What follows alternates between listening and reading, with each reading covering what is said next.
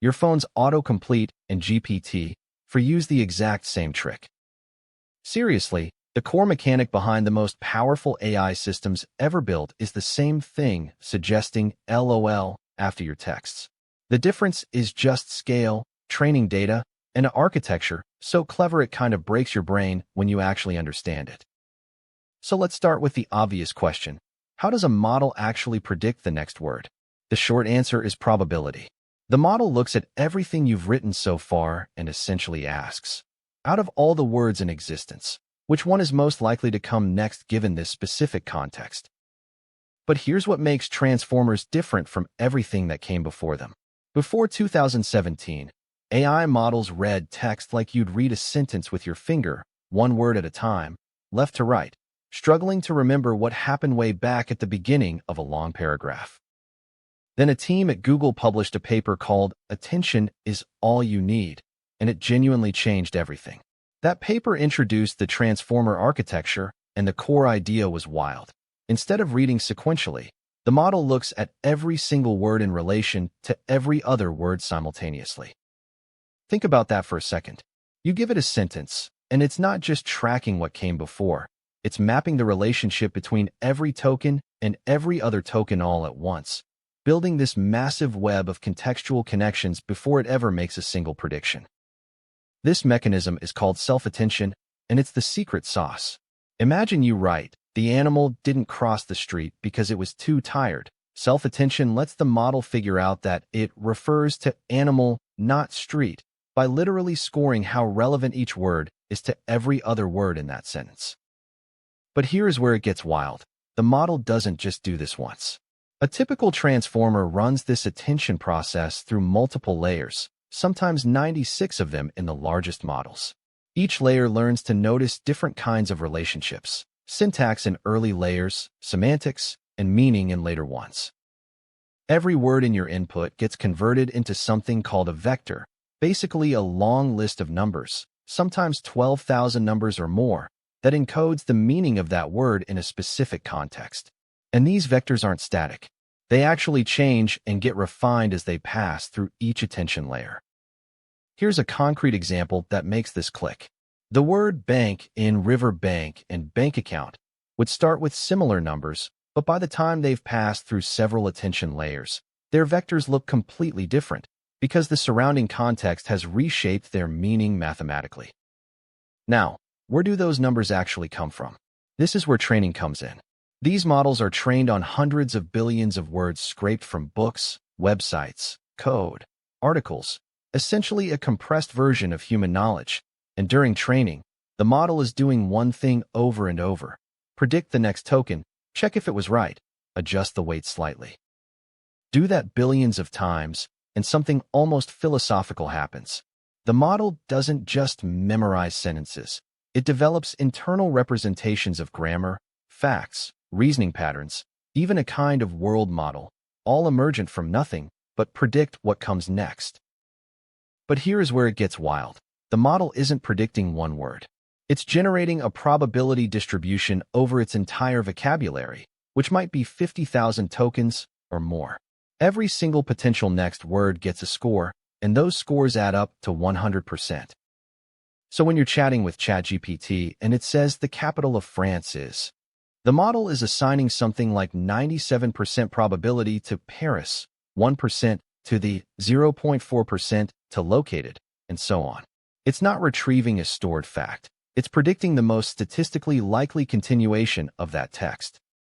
This is why these models can hallucinate. There's no database it's checking against, no verification step built into the base prediction.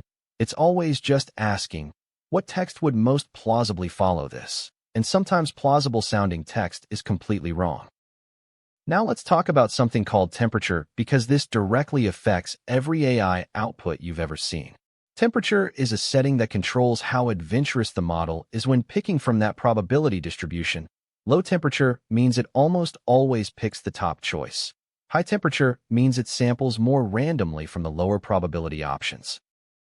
Set temperature to 0 and the model becomes a deterministic, predictable machine. Same input always gets the same output. Crank it up to 1.5, and suddenly it's taking creative risks, picking unexpected words, generating text that feels more surprising and alive, but also less reliable. But here is where it gets wild. The model doesn't actually generate a whole sentence at once.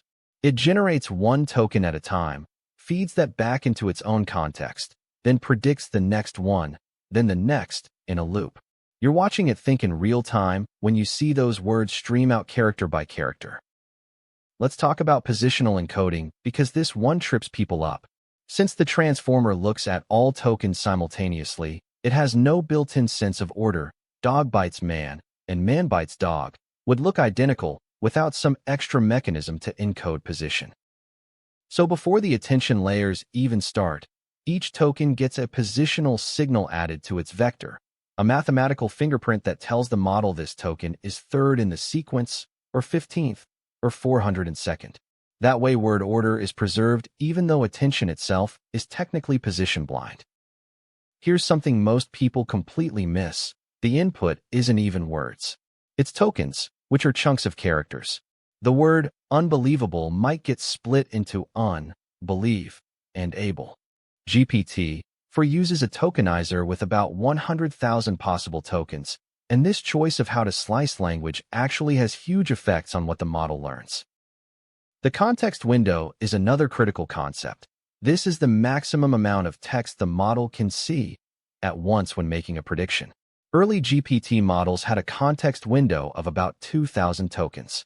GPT-4 Turbo goes up to 128,000. Some newer models handle over 1 million tokens, which is essentially a small book. But bigger context isn't free. The computational cost of self-attention scales quadratically with sequence length, meaning double the context roughly quadruples the compute needed. This is one of the biggest active research problems in the field right now. Training these models costs tens of millions of dollars. GPT-4 reportedly cost over $100 million to train.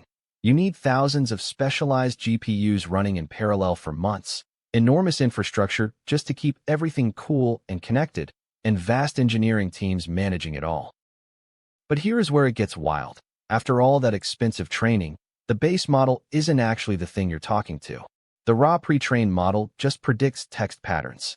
What makes it helpful and conversational is a second stage called RLHF, reinforcement learning from human feedback, where human raters score outputs and the model gets fine-tuned to produce responses humans prefer.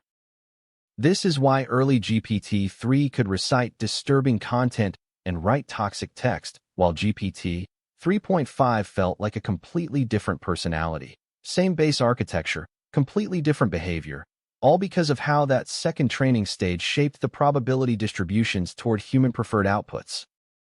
There are currently dozens of competing transformer architectures. GPT uses a decoder-only design. BERT uses encoder-only and is better for understanding than generating, and models like T5 and the original transformer paper use encoder-decoder for translation tasks. Same basic attention mechanism, very different use cases. One more thing worth understanding. Scale does something genuinely surprising. There are these phenomena called emergent capabilities, where models suddenly gain new skills not explicitly trained. Things like multi-step reasoning, code completion, even basic arithmetic, that appears somewhat abruptly as model size crosses certain thresholds. Nobody fully understands why this happens.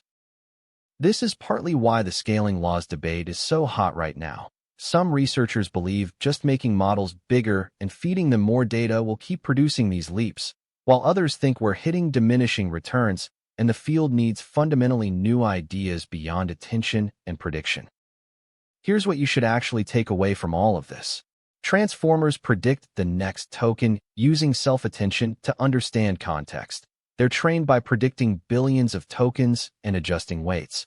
And what feels like intelligence is fundamentally a very sophisticated pattern-matching machine over probability distributions.